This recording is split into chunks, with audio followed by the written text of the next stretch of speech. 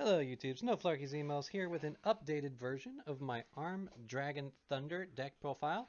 I've always been a huge fan of the level monsters, Arm Dragon of course being a classic favorite, so very happy to have this deck as one of mine in my casual rotation.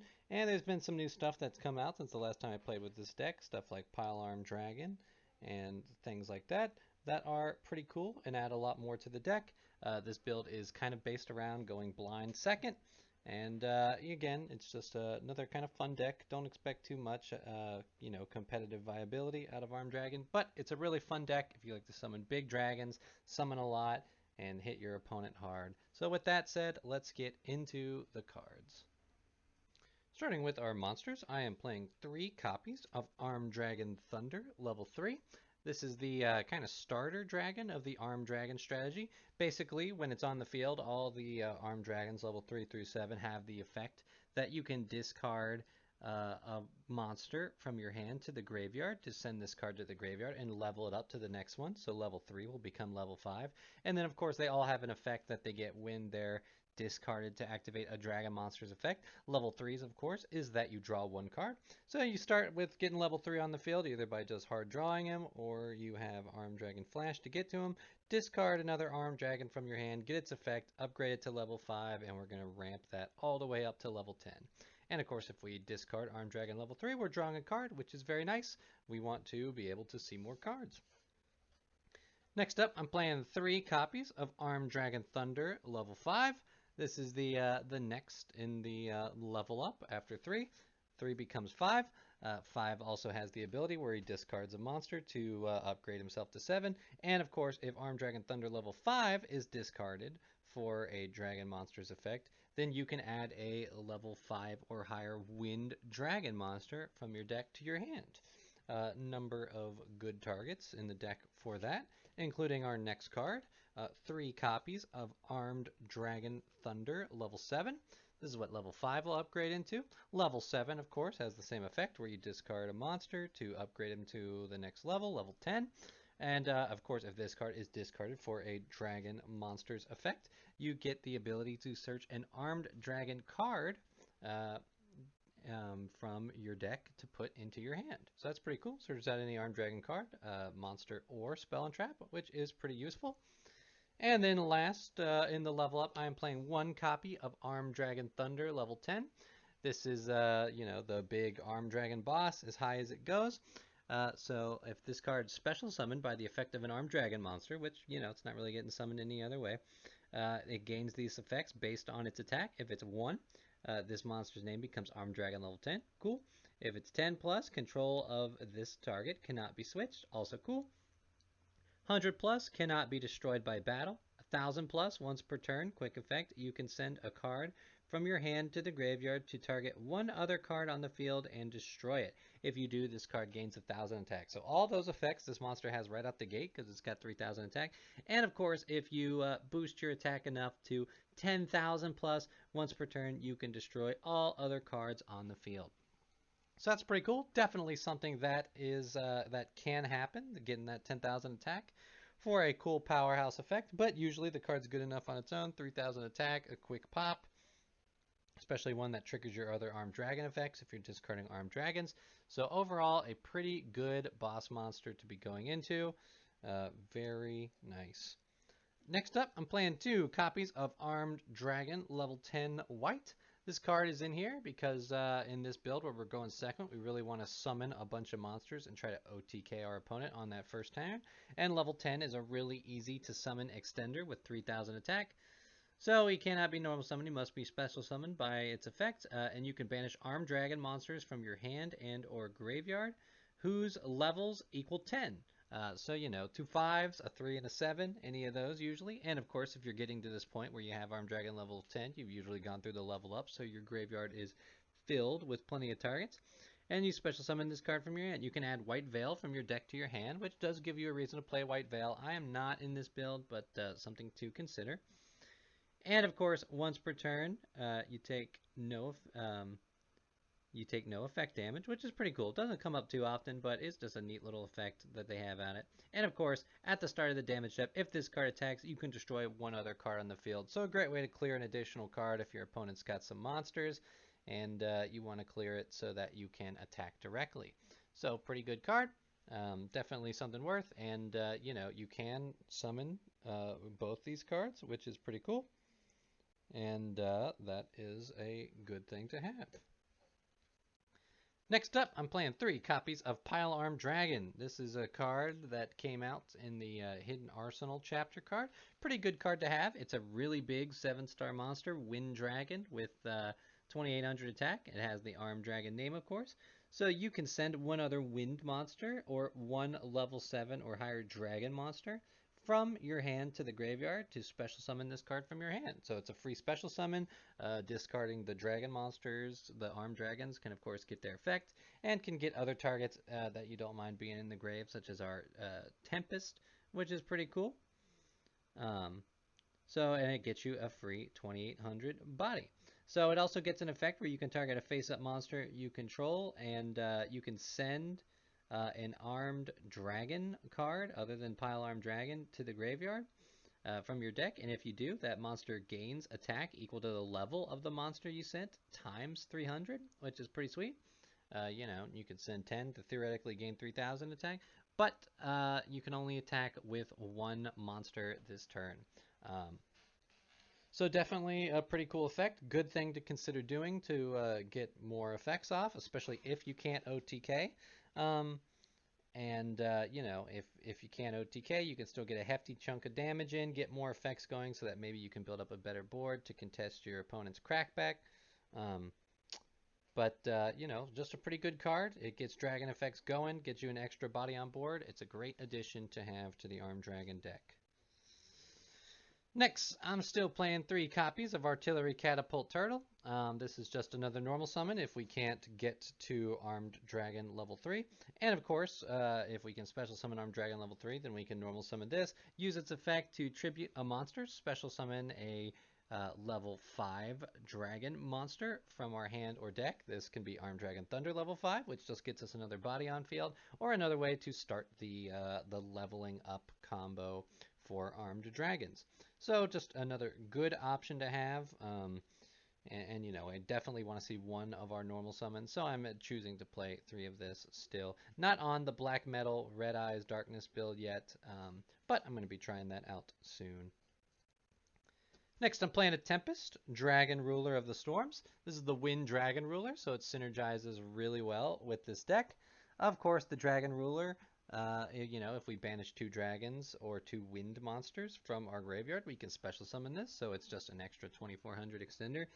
And of course, this card is even nice because we can send this card and win monster from our hand to the grave to add a wind monster, which is pretty cool.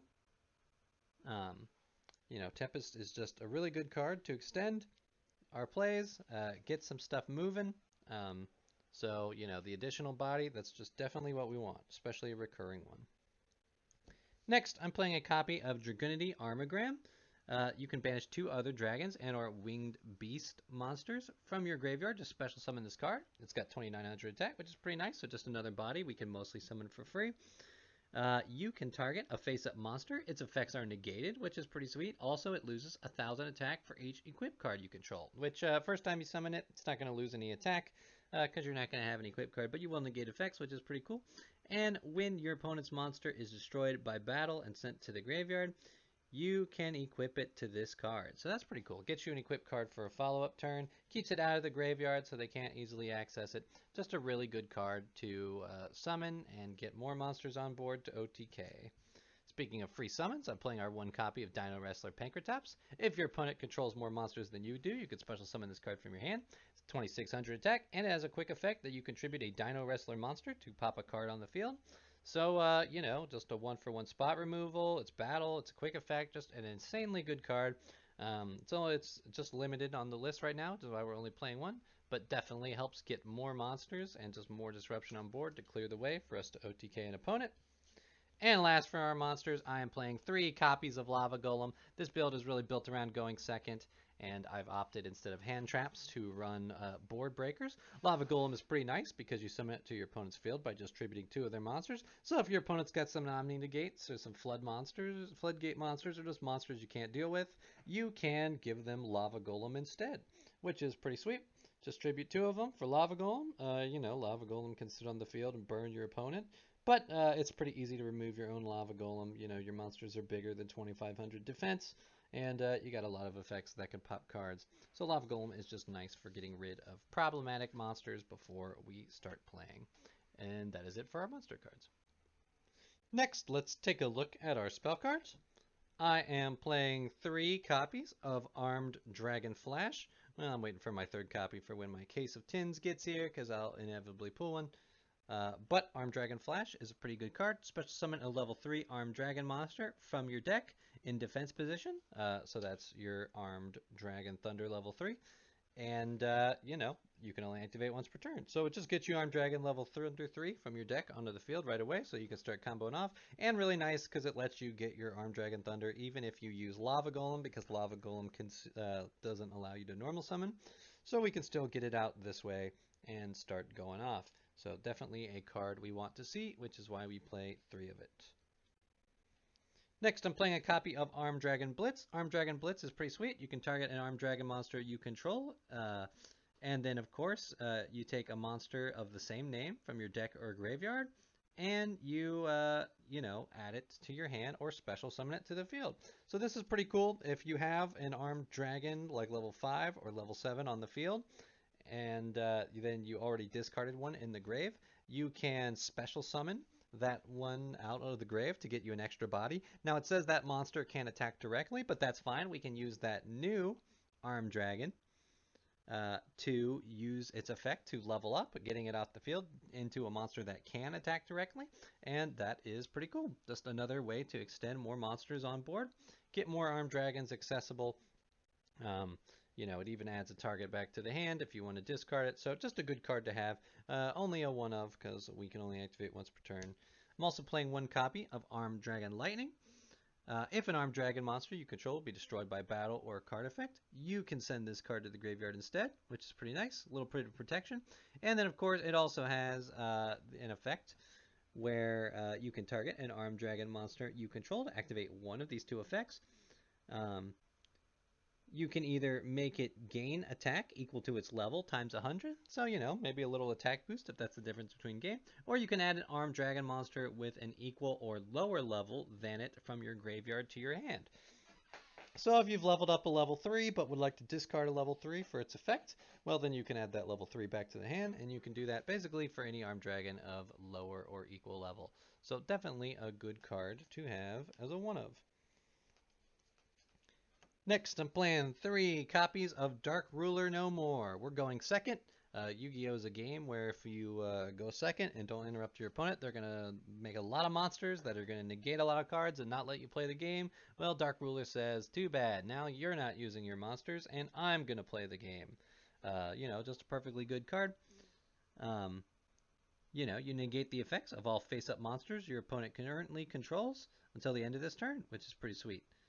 Also, your opponent takes no damage, but that's okay. You can still out their board. So, keep that in mind. If you can clear their board and OTK, you don't want to play Dark Ruler No More.